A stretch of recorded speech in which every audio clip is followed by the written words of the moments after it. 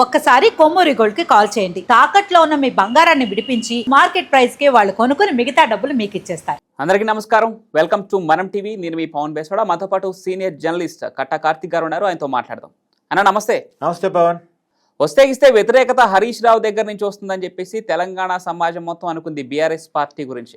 అయితే ఇప్పుడు కూతురు రూపంలో బీఆర్ఎస్ పార్టీకి ఒక తలనొప్పి తయారైందా అనే చర్చ నడుస్తూ ఉంది. అయితే దీనికి ప్రధాన కారణం ఎమ్మెల్సీ కవిత ఒక లేఖని రాయటం, అది కూడా తన తండ్రి గారికి మాజీ ముఖ్యమంత్రి వర్యులు కేసీఆర్ గారికి లేఖ రాయటం. అయితే దాంట్లో చెప్పిన మ్యాటర్ ఏదైనా కావచ్చు, లేఖ రాయడం ఎందుకు, డైరెక్ట్గా కేసీఆర్ని కలిసి తన డేటా ఏదో అందించదు కదా కవిత. అంటే కేసీఆర్ కూతుర్ని కలవనివ్వడం లేదా, లేదంటే ఆ అనుమతి లేదా, ఏం జరుగుతుంది? కల్వకుంట్ల కవిత లేఖలో ఏం చెప్పింది? అసలు బీఆర్ఎస్ పార్టీ భవితవ్యంలో కవిత పాత్ర ఏంటి? ఎస్, నువ్వు అడిగిన చాలా వ్యాలిడ్ పాయింట్. ఇప్పుడు తెలంగాణ రాజకీయాల్లో కూడా కవిత లేఖ సంచలనంగా మారింది. కేసీఆర్ కూతురు, అంతకుమించి బీఆర్ఎస్ ఎమ్మెల్సీ. కేసీఆర్ని ఎప్పుడు కలవాలంటే కలవచ్చు, తను ఏం చెప్పాలనుకుంటే చెప్పుకోవచ్చు. ఆమె మనలాగా బయట వ్యక్తి కాదు. మనలాంటి వాళ్ళం కేసీఆర్ని కలవటానికి సాధ్యం కానప్పుడు లేఖ రూపంలో కేసీఆర్కి ఏదో చేరవేయాలని చూస్తాం. కానీ ఆమె లేఖ రాయాల్సిన అవసరం లేదు. ఇప్పుడు ఆమె లేఖ రాసింది. ఆ లేఖలో కేసీఆర్ వరంగల్లో ఎలకతుర్తిలో పెట్టినటువంటి పార్టీ ప్లేనరీ సభ ఏదైతే ఉందో దాంట్లో ఉన్నటువంటి పాజిటివ్స్ నెగిటివ్స్ రాసి కేసీఆర్కి పంపించింది అనేటువంటి చర్చ. ఓకే, ఎందుకు అలా రాయాల్సి వచ్చింది? సరే, పాజిటివ్స్ నెగిటివ్స్ చెప్పొచ్చు కాక అది డైరెక్ట్గా కలిసి కేసీఆర్ని చెప్పొచ్చు. అంటే కవితకి కేసీఆర్ అపాయింట్మెంట్ దొరకట్లేదు అని చెప్పదలుచుకుందా? తను బయట సమాజానికి చెప్పదలుచుకుందా?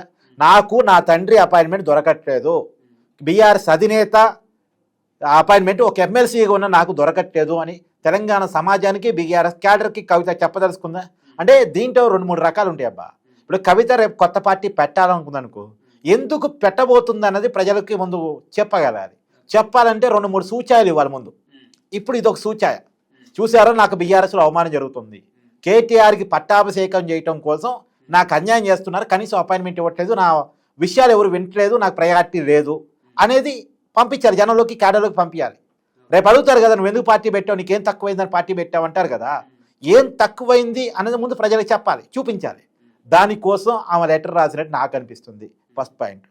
రెండోది, తను వేరే రాజకీయ వ్యవస్థ ద్వారా రాజకీయాల్లోకి వచ్చి, అంటే వాస్తవానికి ఆమె టీఆర్ఎస్, ఇప్పుడు టీఆర్ఎస్ నుంచి డైరెక్ట్గా రాజకీయాల్లోకి రాలే.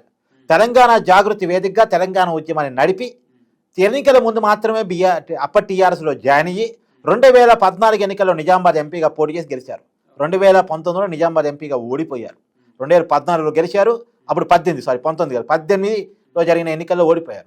కాదు, తర్వాత ఎమ్మెల్సీ పదవి వచ్చింది. కానీ ఆ ప్రయారిటీ ఇవాళ పార్టీలో నాకు లేదు అని చెప్పదలుచుకున్నారు ఆవిడ.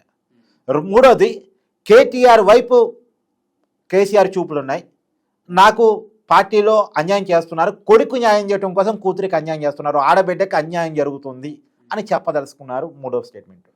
రెండోది, కేసీఆర్లో కూడా నెగిటివ్స్ ఉంటాయి. ఇప్పుడు కేసీఆర్ని పొగట్టడం తప్ప కేటీఆర్ బయటకు వచ్చి నెగిటివ్స్ మాట్లాడతాడా? లేదు. కవిత నెగిటివ్స్ మాట్లాడితే మామూలుగా అయితే హరీష్ రావు నెగిటివ్స్ మాట్లాడతాడా? కానీ ఇప్పుడు నెగిటివ్ పాయింట్స్ని ఎక్స్పోజ్ చేయడం ద్వారా ఏం చెప్పదలుచుకుంది ఆవిడ? ఇప్పుడు ఆమె లేఖ రాయటమే కదా, ఆ లేఖను కొంతమంది బీఆర్ఎస్ సీనియర్ నాయకులకు ఇచ్చింది, సీనియర్ నాయకులు బయట మీడియాకి ఇచ్చారు. అంతేగా బయట మీడియాకి ఎట్లా వస్తుంది? వాళ్ళు లీక్ చేస్తేనే వచ్చేది. కవిత పర్సనల్గా కేసీఆర్కి రాసిన లెటరు బయట మీడియాలో చర్చించబడుతుందంటే ఆ లేఖని ఎవరు లీక్ చేయాలి? అయితే లెటర్ వచ్చిన అందుకున్న కేసీఆర్ అన్నా లీక్ చేయాలి, లేదు లెటర్ రాసిన కవిత అన్నా లీక్ చేయాలి. కేసీఆర్కి అవసరం లేదు, కవితకే అవసరం, కవిత బయటకు లీక్ చేసింది. ఇవన్నీ విషయాలు చూసినప్పుడు ఏమవుతుంది? బీఆర్ఎస్ ముక్కలు కాబోతుందా? కవిత రెండో పార్టీ పెట్టుకోబోతుందా? నిజానికి నువ్వు అన్నట్టు ప్రమాదం హరీష్ రావు నుంచి ఉంటుంది అని అనుకుంటారు సహజంగా కూడా. ఎందుకంటే ఎప్పటి నుంచో ఉంది కేసీఆర్ కుటుంబానికి హరీష్ రావుకి గ్యాప్లు ఉన్నాయని. వాస్తవంలో కూడా కొన్ని ఉన్నాయి.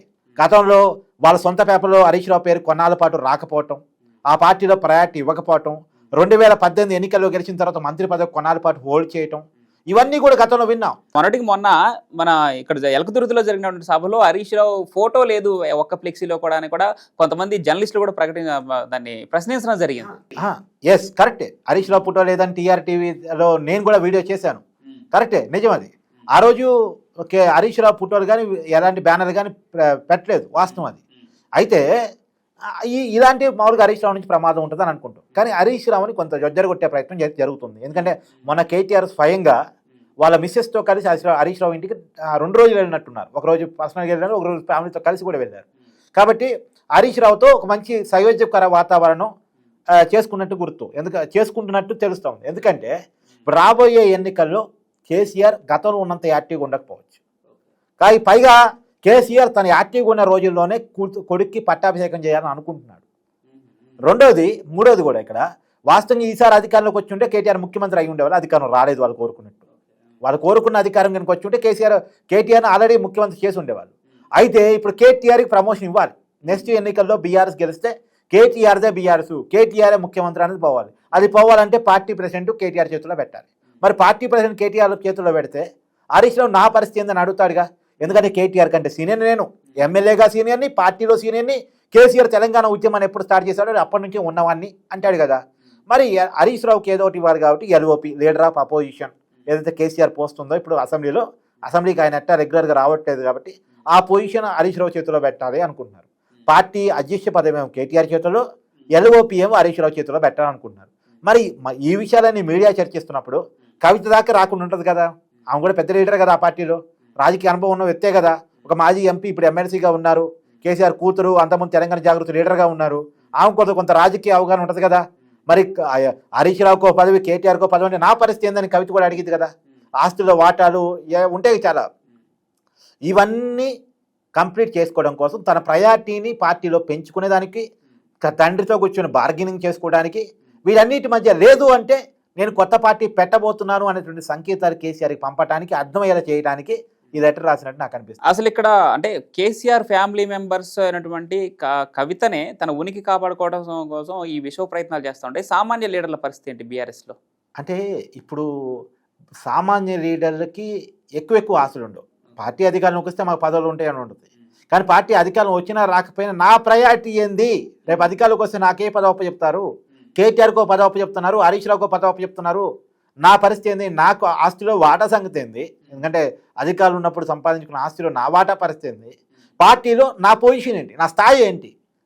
నెంబర్ 1 కేటీఆర్ అనుకోండి, నెంబర్ 2 హరీష్ రావు అనుకోండి, నేనేంటి నెంబర్ 3నా కాదా? అక్కడ మరొక ప్రశ్న, అంటే ఇప్పుడిప్పుడే కాంగ్రెస్ ప్రభుత్వం మీద ఏదో వ్యతిరేకత వస్తుందని చెప్పేసి తెలంగాణ వ్యాప్తంగా ఒక చర్చ నడుస్తూ ఉంది. ఈ నేపథ్యంలో బీఆర్ఎస్ కొంత బలం చేకూర్చుకునే అవకాశం అయితే ఉంది, ఖచ్చితంగా ఉందని చెప్పుకోవచ్చు.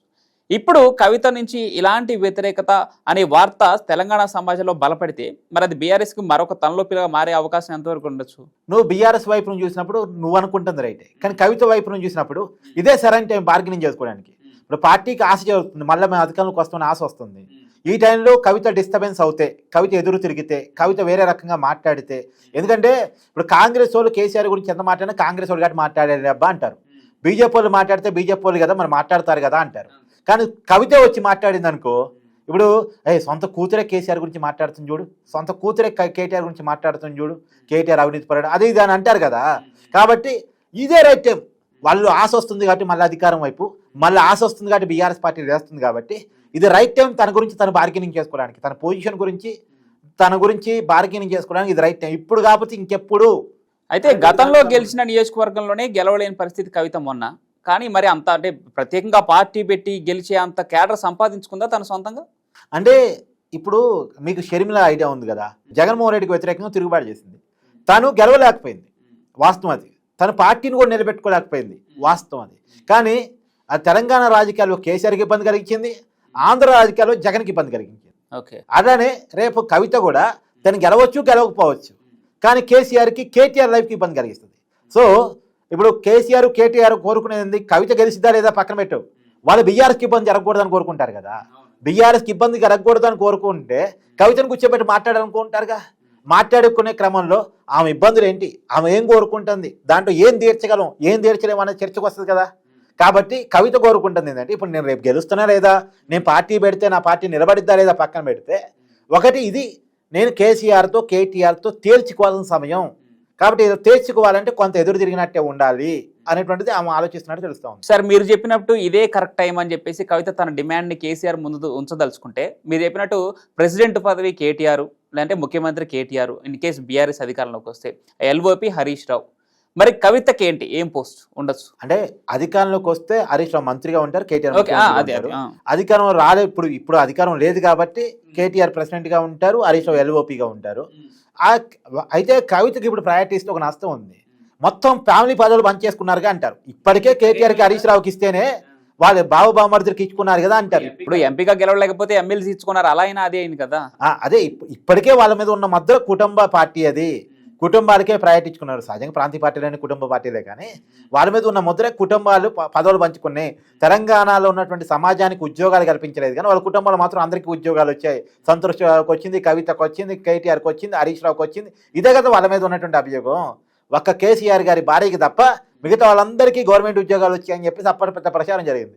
సో ఇప్పుడు కవితని ఏ రకమైనటువంటి సాటిస్ఫాక్షన్ చేయాలి, ఏ రకమైన ప్రయారిటీ ఇస్తే కవిత కొంత ఓకే అనేది ఉంటుంది అనేటువంటిది ఇప్పుడు పార్టీలో చర్చ జరగాల్సిన అవసరం ఉంది. మరి జరిగిద్ది, ఖచ్చితంగా కవిత కోరుకుంటుంది కూడా జరగాలనే. మరి ఆమె ఏం కోరుకుంటుంది, పార్టీ ఏమి ఇవ్వగలిగింది, అట్టని హైయెస్ట్ ప్రయారిటీ ఇచ్చే పరిస్థితి ఉండదు. ఎందుకంటే ఆల్రెడీ కేటీఆర్కో పదవి, హరీష్ రావుకో పదవి ఇచ్చిన తర్వాత అంతే స్థాయి పదవి కవితకి ఇచ్చే పరిస్థితి ఉండదు. ఉంటే మరి అది ఖచ్చితంగా ఇబ్బంది. ఇప్పుడు కేటీఆర్కి ప్రెసిడెంట్ ఇచ్చారనుకో, వర్కింగ్ ప్రెసిడెంట్ కవిత నాకు ఇవ్వాలని అడిగింది అనుకో, ఎగ్జాంపుల్ కేటీఆర్ ప్రెసిడెంట్ అయ్యి వర్కింగ్ ప్రెసిడెంట్ కవిత అయితే ఓ అన్న చెల్లెలు పదవులు పంచుకున్నారంటారు. కాబట్టి కవితకి ఏ రకమైన ప్రయారిటీ ఇస్తారన్నది కేసీఆర్ ముందు ఉన్న పెద్ద టాస్కే. కవితని ఏ రకంగా మాట్లాడతారు, ఏ రకంగా జొచ్చరు కొడతారని. అయితే ఒకటి మాత్రం కేసీఆర్ యాక్టివ్ రాజకీయాలు ఉన్నంత వరకు కుటుంబంలో తిరుగుబాటు రానియరు. కాకపోతే కేసీఆర్ ఎప్పుడైతే కొంత ఇన్యాక్టివ్ అవుతారో అప్పుడు మళ్ళీ కుటుంబంలో ఇబ్బందులు వచ్చే అవకాశం ఉంటుంది. ఆ ఇబ్బందులు రాకుండా ముందుగానే జాగ్రత్తలు పాటించాలని కేసీఆర్ కూడా అనుకుంటున్నాడు. కాబట్టి ఇది తన గురించి తను బార్గెన్ చేసుకోవడానికి రైట్ టైం అని కవిత భావిస్తున్నాడని నాకు అర్థమవుతుంది. రైట్ అన్న, థ్యాంక్ యూ.